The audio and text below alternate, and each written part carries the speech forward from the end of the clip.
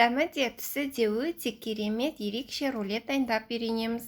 Ол үшін ең алдымен 200 грамм капустамызды алып, жуып, осылай бөлшектерге бөліп, блендерімізға саламыз.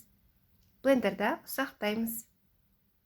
Оған 3 жұмыртқаны ақуызынан сарысына ажыратып, тек сарысын ғана саламыз. Бәрін жақсылап араластырамыз.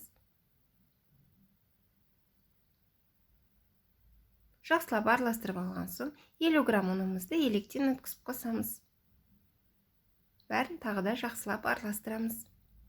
Араластырып алған соң 3 жұмыртқаның ақуызына жарты шай қасық тұз салып миксерлейміз. Толық аппақ болып көтерілгенше миксерлейміз. Ақуызымызды 2 бөлікпен 40 қабатымызға салып, жақсылап араластырамыз.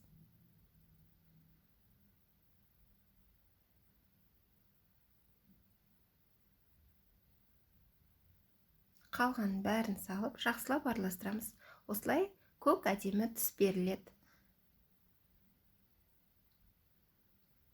Противеньға пергамент қағазын төсеп, бисквитімізді құйып, бір тегіс қылып жаямыз.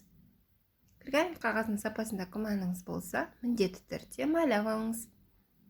Осылай тегістеп жайып шыққан соң 180 градуста 10-15 минут пісіріп аламыз. Салмамыз дайындаймыз. 4 асылған жұмыртқаны ұсақ окүштен өткіземіз.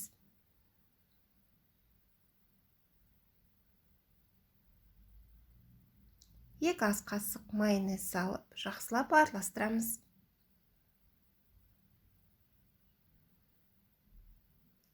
Салқындаған бисквитімізді аударып, пергамент қағазынан ажыратып аламыз.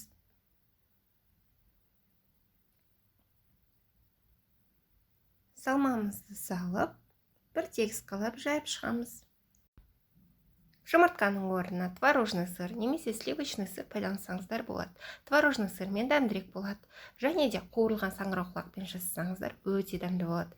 Менде үйде творожный сыр болмағандықтан осылай жұмыртқамен жасадым. Және де черносливті дәнегінен ажыратып, осылай бір қатар қылып тізіп шықтым.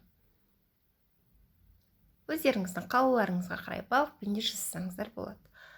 Рулетімізді осылай біркелкі қылып орап, жақсылап орап алған соң пищевая пленкаға салып, тоңазытқышқа 4 сағатқа немесе 1 түнге қойып қоямыз. Өте дәмді.